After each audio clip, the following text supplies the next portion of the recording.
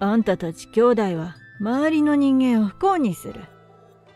親戚にそう言われたのは、俺がまだ高校生の頃だった。俺の名前は原田誠。両親は妊娠が発覚した後に結婚した、いわゆる授かり婚だ。結婚した直後に俺を産んで、その後妹も妊娠。子育てと毎日の生活に追われ、新婚旅行どころじゃなかった。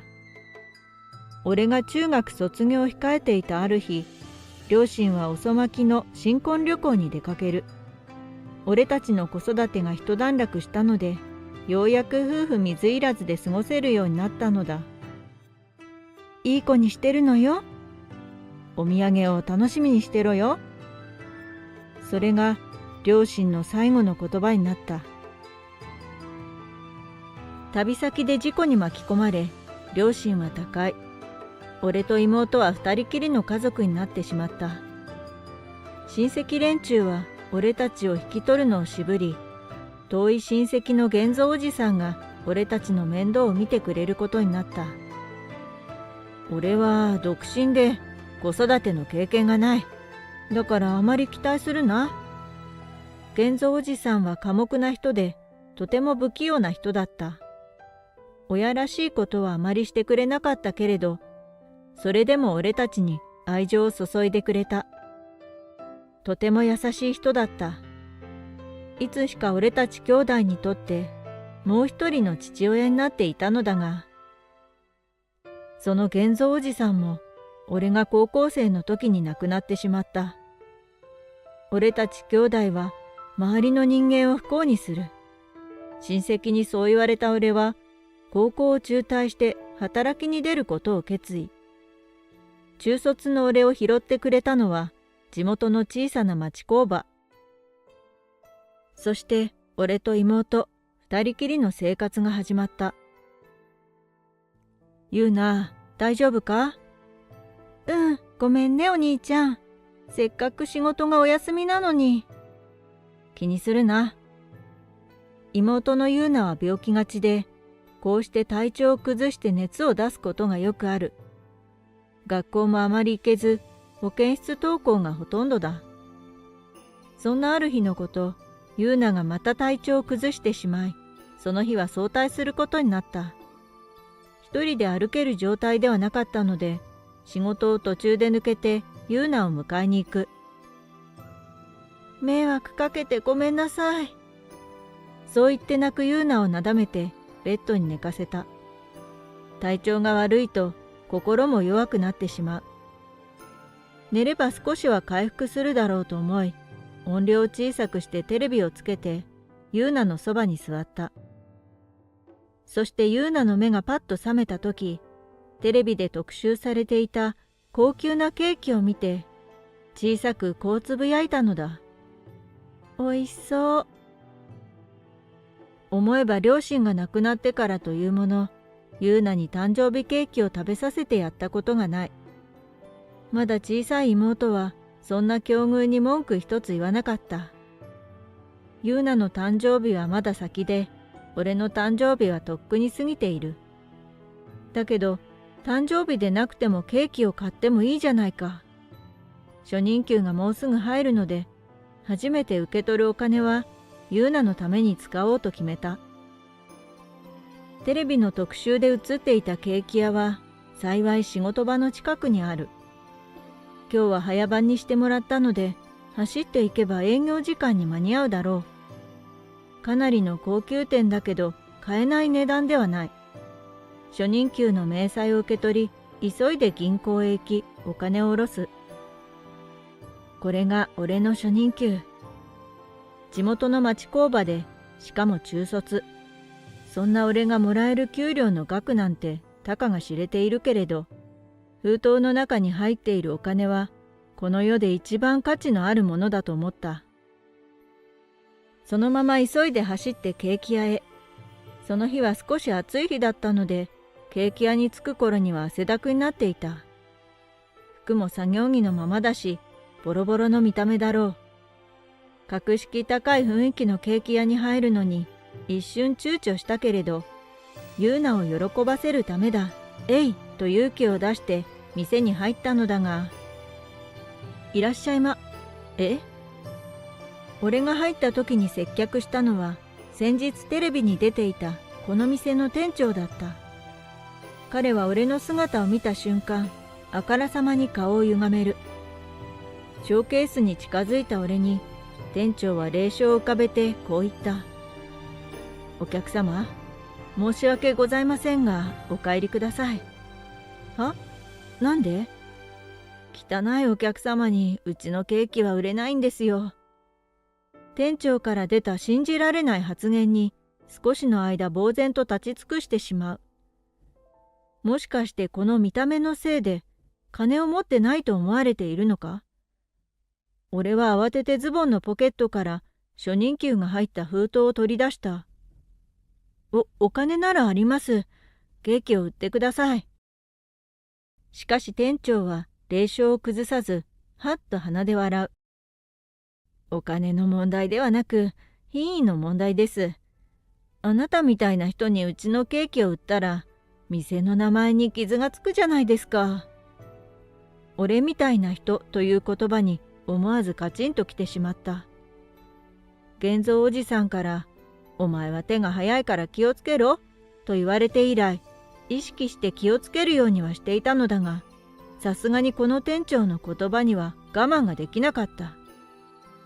思わず手が出そうになったが、店長はすかさず、警察に通報しますよ、と言い俺の動きを止めた。これ以上この人に何を言っても無駄だ。手を出してもケーキは買えないだろう。諦めて帰ろうとした俺のポケットからキーホルダーが落ちる。妹からもらったビーズ人形のキーホルダーだ。スマホにつけていたのだが、紐が切れてしまったらしい。踏んだり蹴ったりだな、とため息をつきながら拾おうと手を伸ばすと、横から細く白い手がビーズ人形を拾い上げる。その手の主は明らかにお金持ちという雰囲気が漂っている。身なりも顔も整った少女だった。先ほど店に入った時に隅に座っていたのを思い出す。向かいには老紳士が座っていた。お礼を言い、ビーズ人形を受け取ろうとしたのだが、なぜか彼女は目を見開いてビーズ人形を凝視している。食べ、この人よ。すると少女の後ろから老紳士が現れ、俺を見て表情を一変させる。この方が。ええ、でもまずは先にあの店長と話を済ませましょう。このままで済ますわけにはいかなくなりました。すると少女はつかつかと店長に歩み寄り、申し訳ありません。盗み聞きしてました。あなたの言い分はあまりにも一方的です。この方に失礼だとは思わないのですか？すると店長は顔色を変えて慌てた様子で言い訳をする。ですが蝦夷様、あなた方のような格式高いお客様がいらっしゃる店にあのような小汚い人を入れるわけには。このケーキ屋は先代の頃からお世話になっていたお店なのですが、店長があなたに代わってから品位が落ちましたね。正直味も落ちました。もう二度と来ることはないでしょう。そんな。お客様を見た目で判断するような人間が作るケーキなんて、もう食べたくありませんわ。では失礼。そう言い、少女は店長を振り返ることなく、店から出て行こうとする。さあ、一緒に行きましょう。ここよりおいしいケーキ屋に連れて行きますよ。え？少女がにこりと笑い、俺の腕を引き、店を後にする。多部さんが運転する高級車に乗せられそうになった直前で、俺は慌てて彼女に尋ねる。あなたは誰ですか？っていうか、俺のビーズ人形を返してください。あ、すみません。つい興奮して忘れてました。そして俺にビーズ人形を渡しながら、こんなことを言ってきたのだ。